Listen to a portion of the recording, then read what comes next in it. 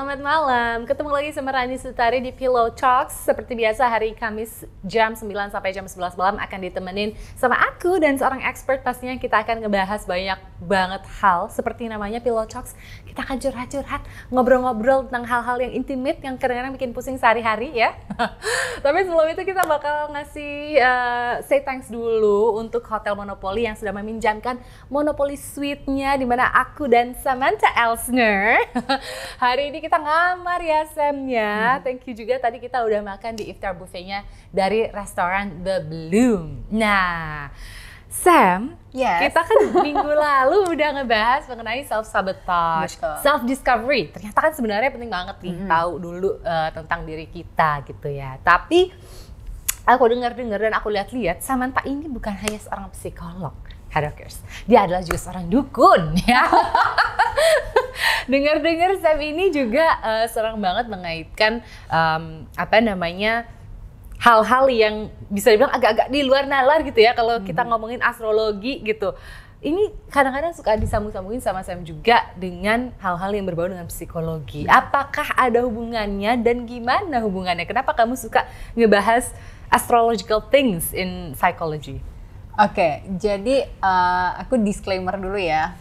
Disclaimer. Astrologi dan psikologi adalah dua ilmu yang berbeda. Betul. Oke. Nah, jadi waktu aku SMA, ini sedikit cerita supaya bisa paham kenapa suka ngebahas astrologi gitu ya. Waktu aku SMA kelas 3, itu sebelum aku lulus, ada salah satu astrologer yang bacain natal chart aku. Oke, birth chart ya. Dan dia bilang nih sama aku, kamu cocok loh jadi psikolog dan juga jadi astrologer gitu. Oke. Dan dia bilang kalau di Eropa, di Amerika, pekerjaan yang lintas ilmu tuh udah sangat common. Iya, biasa aja gitu. Jadi psikiater jadi astrologer juga ada, psikolog atau terapis jadi astrologer juga ada juga gitu. Jadi dia bilang, kamu belajar aja ya gitu. Jadi sambil kuliah psikologi, sambil belajar astrologi di luar dari kuliah. Seru gitu juga ya Sam ini ya. Multi talenta terus. Nah, ternyata pas sambil belajar gitu kan, ternyata ada istilah Barnum Effect. Apa pernah tuh? Denger nggak? Nggak pernah denger sih. Barnum Effect itu kondisi seseorang punya kecenderungan itu percaya, benar-benar totalitas percaya, 100% lah mutlak sama hal-hal yang berkaitan tentang informasi yang bisa tahu karakter orang, termasuk dari horoskop, astrologi, human design, ataupun tes psikologi itu sendiri. Gitu. Jadi kayak ya udah kan aku karakternya gitu. Kata ini ke aku begitu gitu. Jadi karena terlalu percaya nggak mau mengembangkan diri. Iya. Oh, itu maksudnya namanya Barnum Effect. Jadi kayak cuma benar-benar plak-plakan gitu ngambilnya. Oh, kata psikologi aku ABC, karena kata astrologi aku begini-begini. Jadi ya udah aku gini aja. Padahal sebenarnya kan dijelasin lagi tuh kalau di Barnum Effect, semua orang tuh punya karakteristik sebenarnya hampir sama. Ya, ada 8 miliar jumlah penduduk bumi itu hampir sama. Oh gitu ya? Yes. Tapi komposisi setiap orang terhadap karakteristiknya itu yang berbeda. Misalnya gini, orang punya karakteristik loyal nggak? Punya. Betul. Tapi skala 0 sampai 100, orang yang A mungkin skala kesetiaannya 50%, yang B 90%. Gitu. Itu ternyata Barnum Effect ya. Tapi gimana hubungannya antara si astrologi dan psikologi ini sampai seorang Sam ini kayak bisa deh ini gue sambungin, bukan disambungin ya, tapi kayak ini sebenarnya adalah dua hal yang berbeda, tapi sebenarnya ada benang merahnya gitu. Apa gimana? Benang merahnya adalah self discovery, membantu kita untuk memahami diri kita, diri sendiri kan. Aku sendiri kalau saat itu tidak bertemu dengan astrologer yang bacain natal chartku itu, kayaknya aku juga nggak akan ada di titik sekarang. Karena tuh kayak ngintip opportunity kita di kehidupan tuh gimana sih gitu. Di psikologi nggak bisa kita ngintip kehidupan kan. Betul, karena psikologi kan cuma kayak ngebaca, mengenal diri kita, tahu karakter kita, mengubah perilaku kita, mengubah kognitif kita. Yes, bisa. Tapi aku percaya setiap ilmu tuh saling membutuhkan ilmu yang lain. Yes. Psikologi sendiri kan dibangun berdasarkan dari tokoh-tokoh fisika di Jerman waktu itu. Mereka bereksperimen gitu kan. astrologi sendiri ilmunya udah ribuan tahun. Betul. Ya orang merasa bahwa itu pseudoscience. Iya. Tapi di luar negeri sebenarnya banyak sekali penelitian-penelitian yang dilakukan. Jadi kayak misalkan mereka tuh berusaha nih si yang pemain di luar sana ya gitu. Ada universitasnya juga. Jadi kayak coba deh kalau benar nggak kalau orang lagi transit ini di natal chartnya, ternyata dia lagi ngalamin kondisi-kondisi psikologis. Misalnya lagi depresi, misalnya lagi stres gitu. Jadi itu sebenarnya bisa kebaca juga dari si birth chart, let's say ya gitu ya. Bisa kebaca. Nah, ada beberapa penelitian yang bilang, ini penelitiannya aku baca dari jurnal yang ada di Australia. Kalau itu cuman tergantung keyakinan kita. Jadi kalau kita percaya banget, ternyata itu bikin intensitas kadar stres atau depresi kita semakin meningkat. Gitu. Karena makin percaya. Makin dimasukin ke dalam afirmasi gitu ya. Ini nih pokoknya masa 2 tahun ini aku emang masa yang lagi heavy stress gitu kan. Lagi suram, dark times gitu.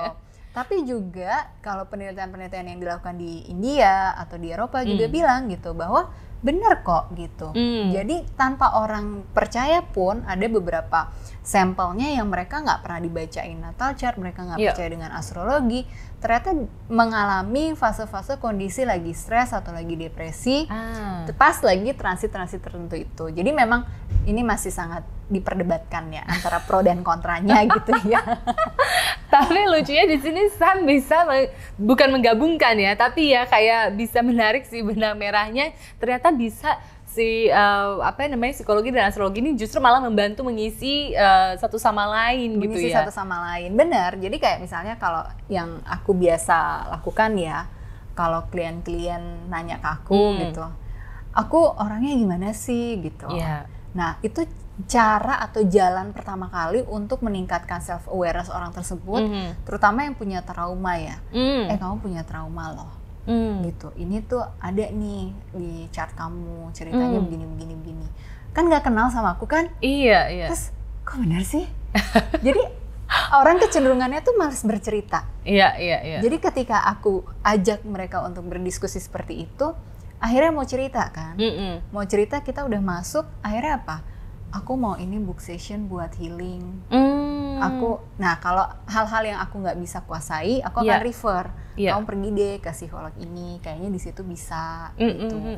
Nah hal lain lagi kayak nyari jodoh itu seru banget. Ini apalagi buat perempuan-perempuan ya, yang katanya kayaknya agak-agak astrological freak gitu ya.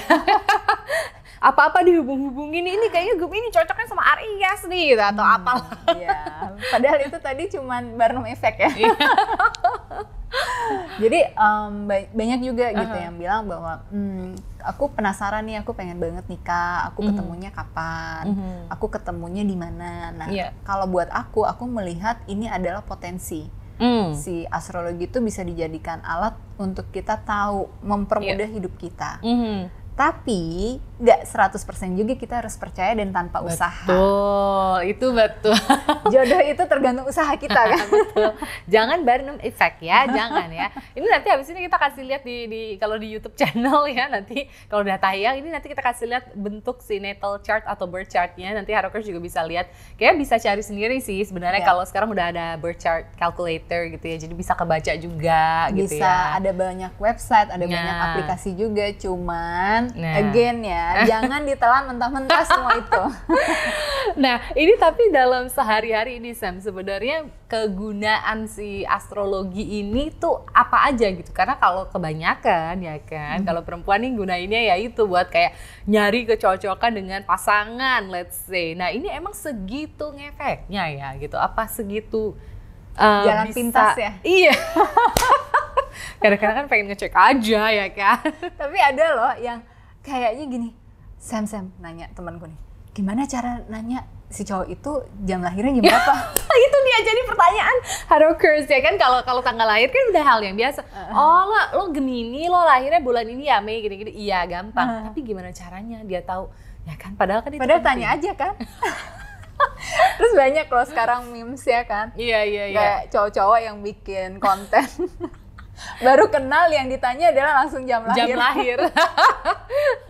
Karena kalau tanggal, bulan, tahun lahir kayaknya mungkin bisa cari di Facebook ya. Tapi kalau jam lahir susah tuh Harakers.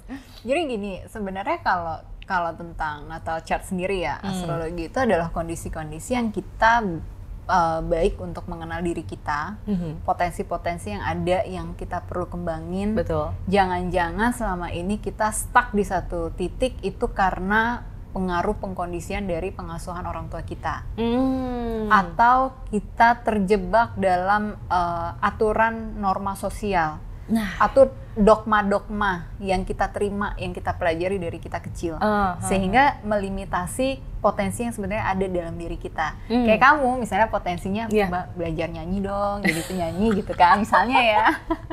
Disuruh nyanyi gue tadi sama Sam. Contoh.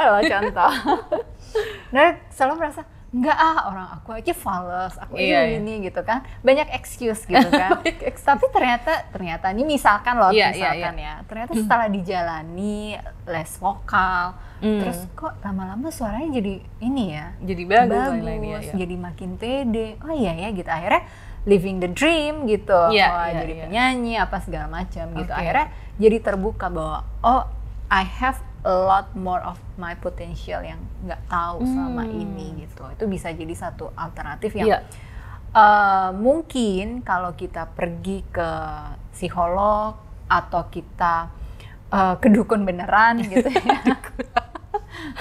Jangan dukun pengganda uang, Harakers, nggak boleh ya. Nanti kamu dibunuh. Itu memberatkan hati kita gitu kan ya. Karena katanya pergi ke psikolog itu mahal. Pergi ke dukun nggak tahu dukunnya siapa. Nyarinya susah gitu ya. Terus musrik lagi gitu kan.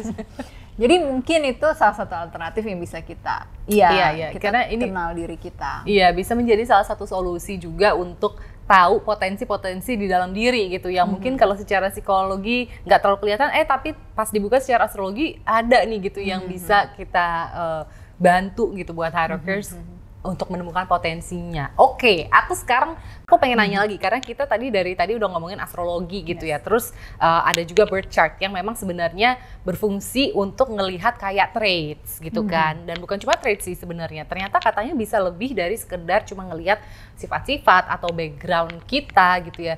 Apa aja sih fungsinya si birth chart ini dalam astrologi, dan mungkin nggak sih gitu kan kadang-kadang ada aja dong orang yang kayak udah dibacain, kamu kayaknya orangnya kayak gini deh. Enggak kok, aku nggak gitu. Nah, denial lagi.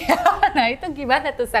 Gimana juga cara bedainnya kayak ini bener atau nggak bener nih gitu? Jadi gini, kalau kita ngebayangin astrologi, jangan bayangin yang seperti ada di majalah-majalah. Ya kan, cuma 12 rasi bintang itu. Bukan gitu ya, Sam? Gitu, ya, bukan. Gitu. Dan jangan bertanya, Kak ada rasi bintang ke-13, itu gimana? Nah, itu gimana tuh? Pusing lagi. Jadi gini, kita pahami secara sistem tata surya kita, betul, ada 88 rasi bintang. 88 ya, bukan 13 tapi 88. Nah, dari 88 rasi bintang ini yang dilewati matahari, bulan dan bumi, betul, yang semuanya saling bersinergi, itu cuma 12. Oh, makanya terjadilah 12 ini rasi bintang. Kemudian oleh yang bikin dan penemunya zaman dulu abad kedua gitu ya. Atau sebelum Masehi gitu. Itu dibikin bentuk satu lingkaran. Satu lingkaran itu dibagi dari 360 derajat, jadi ada 12, berarti masing-masing zodiak ya, masing-masing rasi bintang itu ada 30 derajat. Oke. Untuk rumahnya sendiri itu tergantung, kalau kita di Indonesia garis khatulistiwa mungkin rata-rata sama sekitar 30, mungkin 29, ada yang mungkin yang 28, nggak terlalu beda jauh. Tapi kalau yang tinggal di bagian atas atau bagian utara, bagian selatan bumi, bisa aja komposisi sudut dari masing-masing rumahnya tuh beda-beda. Jadi ada yang misalnya cuma 15, tapi ada satu rumah yang gede banget bisa 90 derajat gitu. Nah, itu mempengaruhi bagaimana orang tersebut berpikir, budayanya, sampai sistem kurikulumnya juga. Kenapa orang di luar negeri yang di 4 musim itu mereka kecenderungan belajarnya yang spesifik. Betul, skillful. Iya. Kalau kita di Indonesia lebih elaboratif, semuanya kita pelajari. Karena dari sisi chartnya itu juga adil kan, merata. Kira-kira tiap rumahnya tuh sudutnya ya sekitar 30-an ya. Gitu. Kalau di luar negeri ada yang misalnya kayak rumah 7-nya dia itu 90 derajat gitu. Terus ada yang satunya lagi kecil banget. Jadi nggak balance kehidupannya. Dia sangat memprioritaskan rumah 7 itu, rumah pernikahan, rumah transaksi bisnis, perdagangan, sama hal-hal yang berkaitan dengan hukum tuh bisa kita ketahui dari rumah 7. Nah, rumah yang kecil, let's say rumah 3 gitu, rumah komunikasi, rumah saudara, hubungan kita sama saudara kita, tetangga, traveling jarak dekat, itu mungkin gak jadi prioritas hidup kita. Kalau kondisinya yang tadi ya, setiap rumahnya beda banget gitu. Tapi untuk zodiaknya pasti 30. Untuk zodiak. Nah itu zodiak-zodiak itu punya setiap ruler atau penguasanya masing-masing. Jadi misalnya Aries penguasanya itu Mars, Taurus penguasanya Venus, Gemini penguasanya Mercury, Cancer itu Moon atau bulan. Leo itu Sun, aku Cancer Moon, dan seterusnya. Gitu. Banyak ya. Itu ada artinya masing-masing gitu. Nah, ketika kita membaca astrologi kita, yang pertama kita perlu tahu adalah ascendant atau titik lahir kita tuh apa. Itu akan mempengaruhi bagaimana potensi hidup kita cocok kerjanya itu apa, keberuntungan kita setiap tahunnya tuh bisa ketahuan dari situ, dari transit-transit nanti. I see. Gitu. Tematiknya tuh bisa kita lihat dari situ. Kayak kamu kapan nih potensi bisa nikahnya, tiap orang kan bisa beda tuh. Inilah makanya kita butuh berchart. Kita cocok nggak jadi entrepreneur? Jangan udah boncos banyak banget ternyata emang nggak cocok jadi entrepreneur gitu. Kemudian ada juga hal-hal yang berkaitan sama karir. Kita cocoknya tuh kerja di bidang apa. Terus kalau sampai yang lebih detailnya lagi, orang percaya tuh kayak baju. Warna baju. Gayanya harus kayak gimana gitu. Jadi kalau orang-orang yang biasanya ada unsur Aquariusnya, pakaiannya jauh lebih nyentrik, lebih unik gitu. Jadi terutama kayak contoh ya, Venus di Aquarius itu biasanya bisa jadi trendsetter di bidang fashion. Atau Venusnya di rumah 11 misalnya gitu. Karena rumah 11 rumah aslinya Aquarius. Nah itu kita perhatiin gitu, googling aja, coba cek orang-orang Venus di Aquarius gitu, tampilannya kayak gimana. Pasti akan berbeda sama orang-orang yang Venusnya di Virgo misalnya. Jadi ini ngefek banget ya. Jadi bukan cuma perkara lu Aquarius lu apa, enggak ya, tapi tergantung juga itu ada di house keberapa gitu ya. Benar, yang orang-orang Venusnya di Virgo biasanya punya kecenderungan pakaiannya lebih pakaian kerja, karena Virgo tuh berkaitan sama pekerjaan dan giving service kan. Gitu, pengennya tuh kelihatan bersih, kelihatan rapi. Gitu. Beda sama Aquarius kan. Jadi ketika misalkan nih, orang dia punya Venus di Virgo, tapi tampilannya dia mau jadi kayak orang yang Aquarius, rambutnya dicat kanan kiri rainbow misalnya gitu ya. Atau dicat ngejreng warna hijau metalik misalnya gitu. Mungkin itu jadi nggak cocok buat karakternya dia. Gitu. Jadi ini ternyata sampai sedetail itu, Harokers ya, sampai benar-benar bisa bukan memutuskan ya, tapi menyarankan mungkin kayak dari gayanya gimana sampai ke pekerjaan yang cocok apa, bahkan sampai bisa tahu kapan kamu akan menikah. Abis ini aku mau nanya ke sama Sam.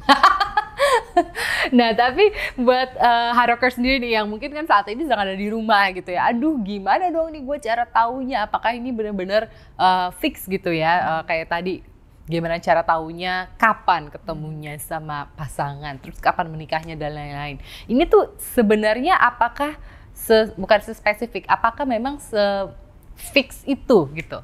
Atau soalnya kan ini birth chart ini berkaitan dengan angka, tanggal, jam lahir dan lain-lain. Jadi sebenarnya kayak blueprintnya hidup kita gitu. Sebenarnya udah ada di dalam si satu bulatan ini gitu, Sam. Kalau aku sih percaya ya, kun fayakun. Jadi apa yang Allah udah tetapkan itu pasti akan terjadi. Tapi juga di psikologi aku belajar growth mindset bahwa kita tuh bisa accelerate diri kita sendiri. Betul. Gitu. Jadi kita mau kembangin potensi kita sampai seberapa jauh sih? Aku dulu mungkin secara personal nih nggak kepikiran jadi konten kreator kan? Nggak main sosial media bahkan gitu. Tapi ternyata begitu kejadian pandemi jadi main dan akhirnya dapat bonus follower gitu. Betul. Di situ kan oh ternyata nih kita bisa keluar dari zona nyaman kita. Nah itu yang nggak ada di dalam astrologi, yang kita perlu pahami secara bijaksana, jangan kita telan mentah-mentah. Betul. Jadi gunakan astrologi itu benar-benar untuk mengenal diri kita, potensi-potensi apa yang ada di dalam diri kita dan belum kita kembangkan. Nah tapi gitu seringnya nih orang tuh gini, enggak kok itu karakternya bukan karakter aku nggak gitu kok orangnya gitu. Nah, denial gitu kan. Biasanya bisa jadi karena banyak pekondisian di lingkungannya dia. Atau yang kedua, mohon maaf nih, yang bacain salah. Nah, jangan sampai salah orang juga, Rockers. Gitu, dan traits-nya itu di astrologi kan banyak banget. Jadi kalau kita baca satu buku dengan buku yang lain, itu bisa deskripsinya berbeda-beda. Memang dibutuhkan pengalaman yang sangat banyak untuk membaca chart supaya kita tahu di mana elaborasi, dan ketika kita ketemu misalnya gini, orang ada 5 orang, semuanya ascendant Aquarius, tapi karakternya kan berbeda-beda. Beda semua. Nah, makanya kita nggak bisa bilang astrologi bisa untuk baca karakter orang, tapi traits-nya bisa kita. Gitu. Kecenderungannya orang dengan ascendant Aquarius itu apa aja. Gitu. Nah, membahasakan itu ketika kita membaca natal chart kita, itu yang perlu kita pahami dan kita pelajari. Nggak bisa kita cuman baru belajar kemarin, hari ini kita mau baca chart orang. Tapi kita bisa bilang, pinjam chart kamu dong buat aku belajar. Dan kita bisa tanya gitu, misalnya kayak aku nanya Mbak Rani, Mbak Rani, waktu kamu kecil kamu pernah ngalamin gini-gini nggak gitu. Terus kamu bilang, iya bener gitu. Oh berarti itu sesuai nih sama si ilmunya. Gitu, yang udah dideskripsikan sama penulis-penulis itu gitu kan, yang bikin nih gitu. Nah, berarti benar nih, dan mungkin sesuai sama latar belakang budaya kita juga. Jadinya bisa match kan? Karena kalau misalkan kita bacain dan ternyata budayanya nggak match, orang misalnya dari orang Amerika gitu, kita bacain dengan konsep orang Indonesia bisa beda hasilnya gitu. Ini dia nih, by the way, ya kan kalau sama orang Indo nanti dibilangnya kamu ngapain sih dengerin atau bacain kayak gitu, itu nggak boleh tahu, itu kan kamu jadi mendahului Tuhan karena kamu ngebacain your whole life basically ada di situ gitu. Kalau orang India itu banyak buku-bukunya tentang astrologi di sana, bahkan bisa memprediksi kapan meninggalnya dan dengan cara apa gitu, dan itu benar.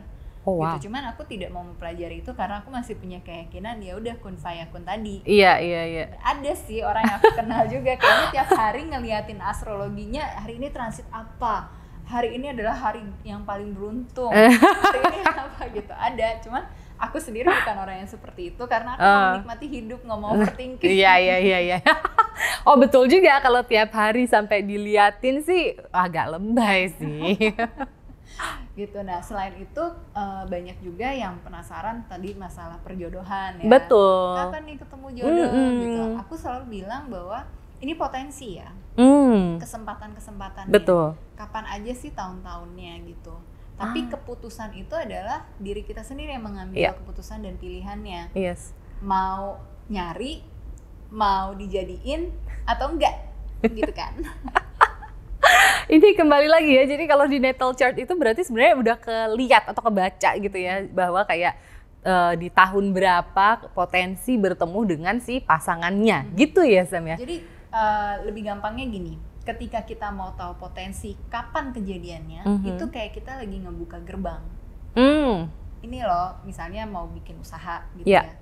Ini bagusnya hari baiknya tuh kalau orang di Jawa kan pakai weton. Betul. Ini kapan nih gitu. Nah kalau relationship, aku kira-kira bisa ketemunya di mana ya? Yang misalkan gini, hobinya clubbing, tapi ternyata lu ketemu jodohnya di tempat ibadah. Nah, jangan clubbing terus dong. Sekarang ini kayaknya Sam lagi nampar gue sih, Hard Rockers, jujur. Ya, paham gak maksudnya? Berarti ada potensi ini kapan atau di mana atau bagaimana terjadinya, ya lu juga mencoba menyesuaikan diri dengan si potensi tersebut. Maksud Sam kan gitu ya? Benar gitu. Itu kan kadang yang kita tuh clueless gitu. Karena kita dari kecil taunya belajar, taunya bekerja, gitu kan. Giliran nyari jodoh gimana ya gitu. Aduh Rockers, ini kayaknya aku butuh sesi khusus habis ini sama Sam, aku akan lebih detail lagi. menggali gimana caranya potensi ini jadi keluar gitu ya. Terus oke, Sam, ini mungkin akan jadi last question nih, soalnya kita waktu sudah mau habis. Jadi intinya dengan si astrologi ini, segimana akan suksesnya kita, tadi kan saya memang bilang gitu, memang again ini adalah keputusannya di tangan kita gitu, tapi juga nggak boleh terlalu percaya, tapi harus percaya juga. Nah itu sebenarnya gimana nih last words, konklusi dari Sam gitu mengenai si astrologi ini? Jadi gunakan itu sebagai alat untuk modalitas kita kenal diri kita, betul, kenal potensinya kita apa aja. Tapi pastikan kita juga punya growth mindset. Nah, growth mindset. Ya, terus kita bisa juga kita memperbaiki kognitif kita, cara berpikir kita gitu kan dengan growth mindset ini supaya kita nggak melulu hari ini siang. Ya emang kalau siang nggak bisa melakukan hal yang lebih baik gitu untuk mengurangi, meminimalisir resiko dari kesialan itu. Kan kita manusia yang berilmu, banyak ilmunya. Cari tahu juga sana sini gitu kan. Misalkan gini, kadang tuh kita memang nggak bisa ini ya, kalau yang namanya udah takdir mau nggak mau pasti akan terjadi gitu.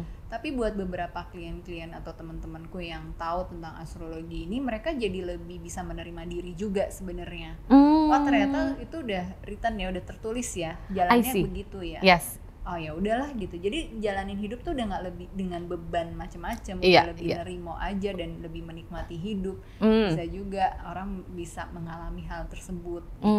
Jadi lebih tahu, lebih nerimo juga kalau memang oh iya sih benar juga. Memang sudah written-nya kayak gitu, tapi juga again harus ada growth mindset. Tetap harus belajar sana sini juga, Harkers. Jangan engkau menjadi musyrik.